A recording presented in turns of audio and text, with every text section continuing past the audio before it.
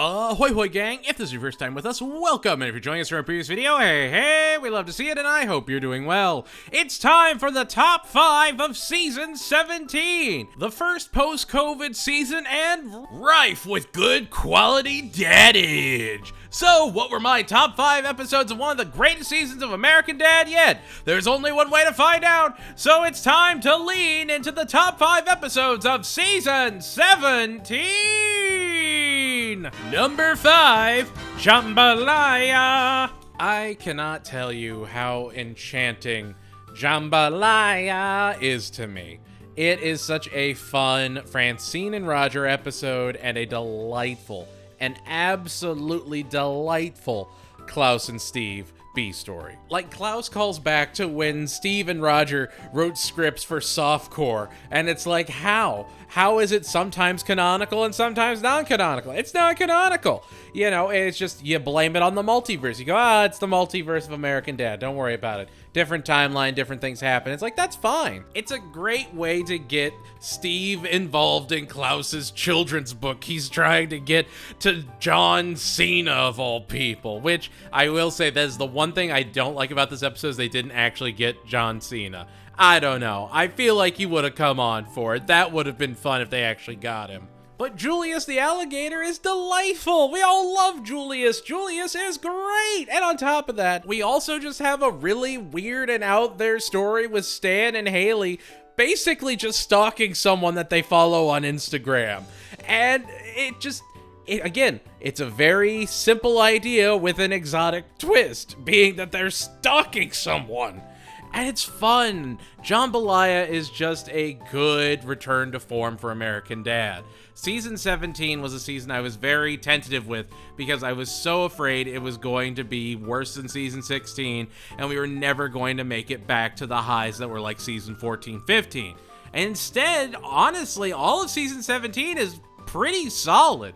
This was actually a hard list to make, and I just really picked Jambalaya because it's this pseudo vignette episode that just links everything together in the most cosmically nonsensical way imaginable. Like a frozen alligator being John Cena's long-lost pet and action star partner, while Klaus makes a children's book and Haley and Stan interact with their favorite Pirates fan. It's just, I don't know. Jambalaya is fun enough. I love that Francine this season is much more no nonsense. Like, she just wanted to garden. She didn't want a whole restaurant. She didn't need all this. And it's fun. It's just good fun. And it's nice to see something that's not, as we get deeper into the season, there's going to be a lot more experimental picks in the top 5. So I did want to have just one normal episode and be like, this one's great. I like this one. This one's fine. Number 4, Echoes. See, and the rest of the list here is just weird out there episodes that I kind of really dig. That's why Jambalaya was so important, is just like the average American Dad experience. Because you go from that weird little vignette that just involved good Jambalaya. I promise I'll get it down perfectly, and you'll all hate it. But now you're getting into like the weird, kind of twisted episodes, and I'm here for it. Like, Echoes has a B story where Roger wants to get into country music again as like a whip guy, like rawhide, whippish. He wants to be the whip guy, except he keeps just whipping and scarring everyone he performs with. He is a menace to society, and I love that. I love that that is the B story to Steve going insane from clairvoyance, where he can see the future thanks to a magical Doppler that he learns about from Memphis Stormfront, which I really kind of love that this is the first time that he's been a significant player in an A story. Yes, when he was first introduced in Anchor Fran, he was a big part of that episode, but that was more his introduction. Here, he's established. Here, he's the weatherman that has this weird corrupting device that should just be a Doppler. And honestly, I talked about it a lot in Royal Crackers, and I've got to talk about it here. Andrew Daly is a phenomenal voice actor, and I think he gives this role a much underappreciated performance than, we give him credit for. It is phenomenal. He has this almost manic energy to his delivery, this this creeping insanity. It feels very pseudo-Lovecraftian. It felt very eldritch horror, especially when you see the ultimate monster at the end, and the flames, and the end of days. But it's just the fact that they could create that in American Dad, in something that looks like effectively a Family Guy clone, is beautiful.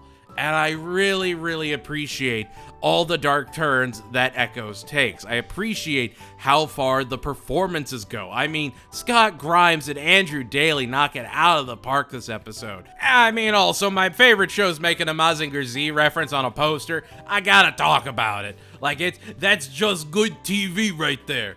But I love Echoes. Echoes is super strong. It's not the funniest episode of the season, but it is experimental in the best kind of way. Number 3, You Are Here. I gushed about this in my season review, but I adore You Are Here.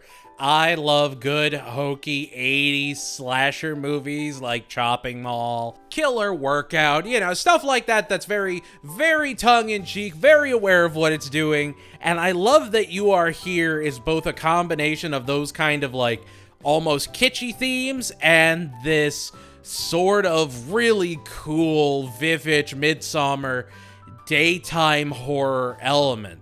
Like, there's never this dark and foreboding, creeping evil. It's always, you know, dusk. It's always bright. The sun is always setting, or it looks like a good fall day, and it just feels very zen, very calm, which lets that evil linger a little bit more, get a little bit more out there, and then boom, it's an evil lich named Mr. Javits, and that's great. That's absolutely fantastic. That is experimental in the best kind of way, and I love that Steve is at the center of 2 of the creepiest episodes of the season, both Echoes and You Are Here. Now, of course, You Are Here is much more lighthearted. It makes a lot more jokes, but it is really great to see a Steve and Roger story where Roger isn't the active antagonist. He's just along for the ride, and it's Mr. Javits, while Steve has to just find a way through it himself.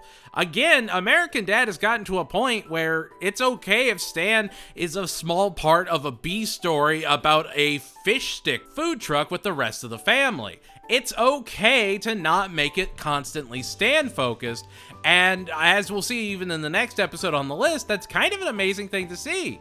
Like, Peter is usually doing something in Family Guy unless it's like a special, I don't know, they build the wrong bear at Build-A-Bear and now Brian and Stewie are on a multi-dimensional journey through wackiness. Like, unless they write Peter out of an episode, he's going to be the forefront of Family Guy. And that makes sense. If Homer's not in the forefront of an episode of The Simpsons, it feels odd. Not necessarily totally different, but odd. And American Dad, anyone in the A story is like, oh, this is a Haley episode, this is a Steve episode. And there's never an time where I'm like, oh, well, I'm not looking forward to this combination at all. I think they've given every family member rotation enough love for you to appreciate when they do creative things like You Are Here, working on the relationship between Steve and Roger. And I don't know, I really appreciate how, again, like I talked about in the Bertram review, there is really, really solid music work here, really solid audio cues. It's those small things that we take for granted that make episodes like You Are Here shine. Number 2, Beyond the Alcove. I learned something today. I learned something as I got ready to record, and I learned that in Beyond the Alcove, we're introduced to Parker Dietz, the Zuka Sharks guy. Well, it turns out he's actually a co-executive producer on the show, much like how Dr. Weitzman is played by a writer on the show, Matt Weitzman, which is a wonderful touch. It's just, you know, even when you come back and revisit these episodes, you learn something new. It may be small, but it impacts how you view the show as a whole. And I gotta say, Beyond the Alcove may be my favorite Klaus episode of all time. It is a perfect reflection of who Klaus is, what Klaus does. Him hypnotizing everyone with just good vibes, bro, is perfect. And D. Bradley Baker makes it just a phenomenally chilling performance. And I gotta say, like a Francine and Klaus episode, those are few and far between, so you gotta make sure it's special. And outside of betraying everyone's trust that Nerfer had some proper canons, it's a flawless episode. It has incredible jokes, it's got great dramatic cues, and it just, every time we cut to more of Klaus, we realize just how weird Klaus is in the best possible way.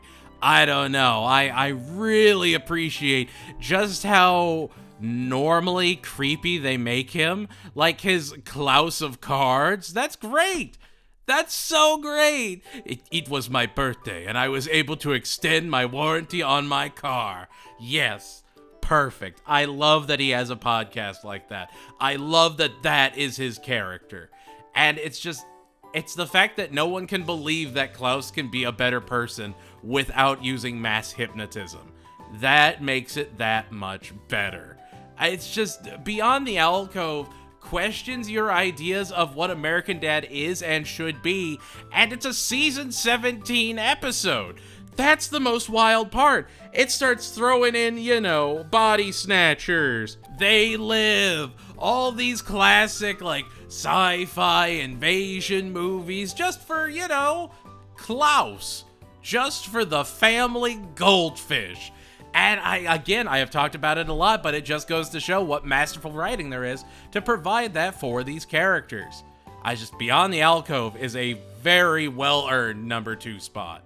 Number 1, Gold Top Nuts. You have to know by now there is no way I wasn't picking Gold Top Nuts to be my number 1.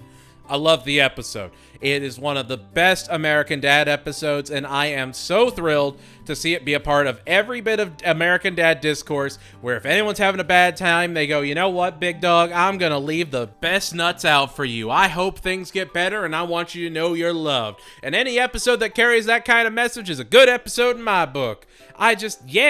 It's such a smart episode that removes Roger from the story completely. Where Rabbit Ears, you could absolutely say that Roger brought the episode down as that baby Roger. Here, where he's not involved at all, a way stronger episode.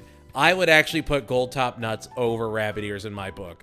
I don't know. I think there is so much more charm at play there.